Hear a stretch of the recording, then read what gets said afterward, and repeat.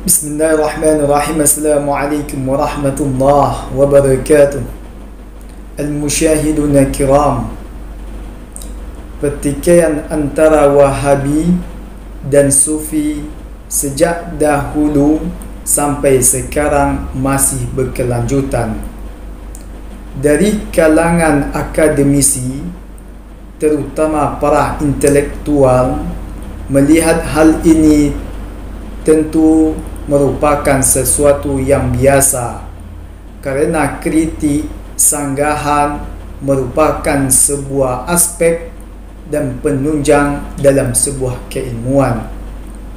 Namun menjadi masalah ketika permasalahan ini diangkat kepada ranahnya publik, sehingga dari kalangan awam ikut kepada arusnya air. Sebelum mempertengahkan permasalahan ini, kami akan deskripsikan sedikit tentang memahami ayat suci Al-Quran dan hadis. Dalam memahami ayat suci Al-Quran, dibutuhkan perangkat ilmu yang terdapat di dalam ulumul Quran. Yang perlu kita ketahui bahawa tidak semua ayat Al-Quran memiliki riwayat hadis yang sahih maupun mutawatir dalam menjelaskan makna ayat tersebut. Karena tidak terdapat riwayat yang sahih, maka kita temukan adanya pendapat sahabat dan tabi'in. Semua itu bisa kita temui di dalam kitab Jami' al-Bayan karya Ibnu At-Tabari. Itu merupakan kitab tafsir induk dan bahkan menjadi rujukan di kalangan umat Islam. Namun menuai kritikan dari kalangan ulama bahawa kitab tafsir Imam Ibnu At-Tabari terdapat sebuah riwayat hadis yang palsu serta riwayat-riwayat kisah Israiliyat dan Nasraniyat, sehingga Ibnu Katsir mencoba memurnikan kembali.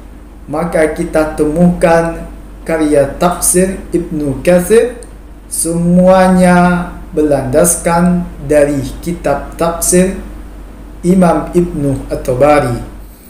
Namun timbul sebuah pertikaian yang dahsyat di kalangan mujtahid mutlak atau imam empat mazhab tentang mana hadis yang harus ditinggalkan dan mana hadis yang harus diterapkan. Semua itu bertujuan dalam memahami ayat suci Al-Quran serta dalam mengamalkan di dalam kehidupan sehari-hari. Kemudian dalam memahami hadis dibutuhkan perangkat ilmu yang terdapat di dalam ulumul hadis dan fahmul hadis. Kerana gejolak politik, penyakit dari kalangan ahli ilmu, pemahaman yang minim di kalangan umat Islam serta fanatik dari pengikut menyebabkan timbulnya hadis-hadis palsu di dunia Islam, sehingga para ulama mencoba mengembalikan atau memurnikan hadis.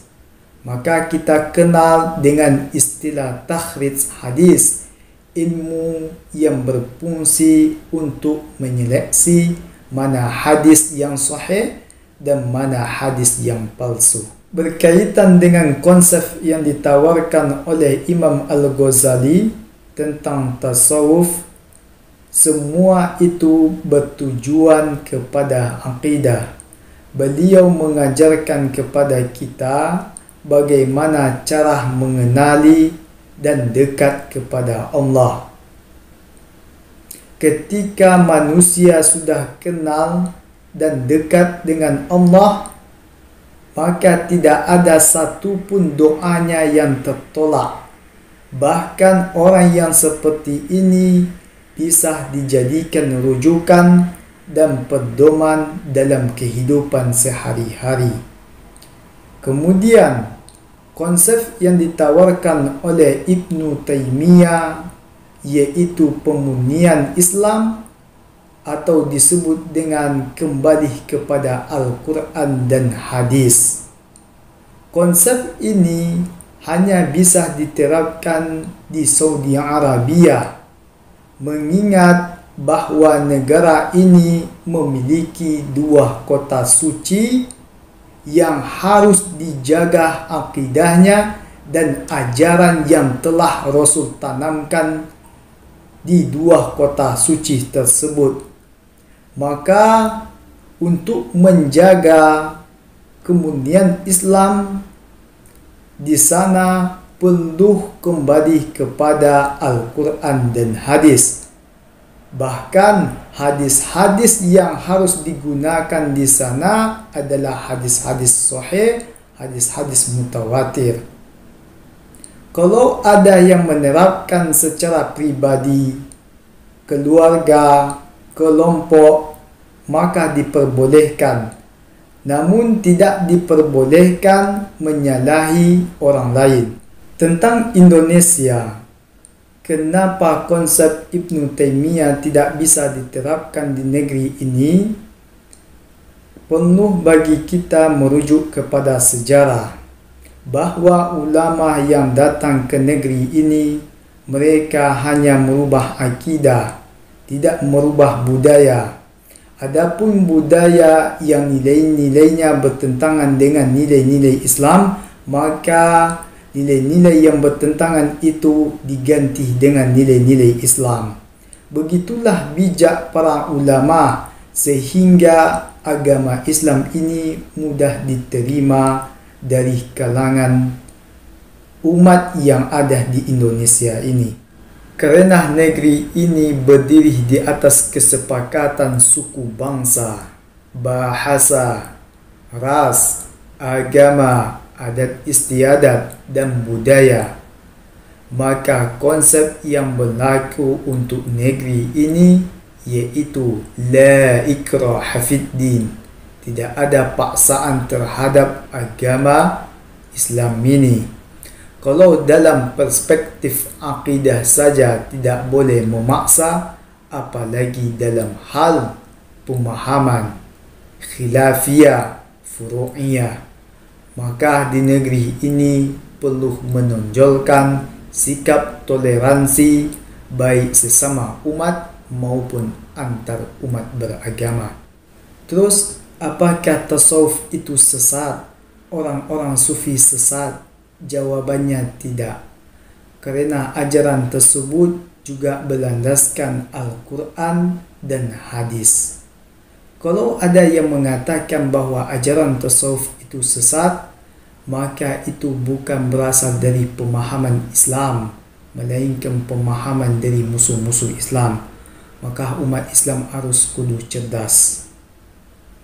Kemudian tentang kekurangan kedua ulama ini baik semasa hidupnya maupun terhadap karya tulisnya yang beredar saat sekarang ini, itu bukan untuk disampaikan kepada publik, tetapi cukup diketahui di kalangan para intelektual saja, dari kalangan para ulama, karena itu merupakan sebuah aib jika kita mengubarkan aib orang lain, apalagi ulama, maka kita telah mendapati dosa besar.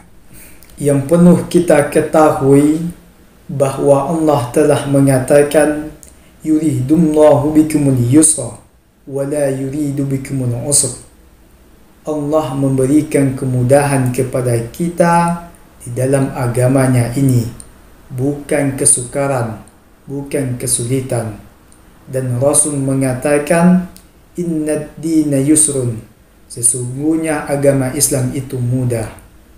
Karena dalil-dalil ini adalah dalil yang kuat, maka jangan persulitkan diri dalam agama ini. Banyak yang perlu kita lakukan. yang harus kita lakukan menghadirkan sebuah konsep persatuan dan kesatuan sehingga menjadi contoh oleh agama lain. Terutama di zaman sekarang ini yang sangat berpengaruh, yaitu di bidang ekonomi dan sains.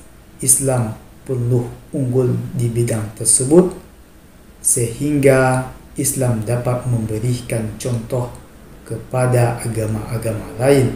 Bahkan manusia akan tertarik kepada Islam tanpa paksaan.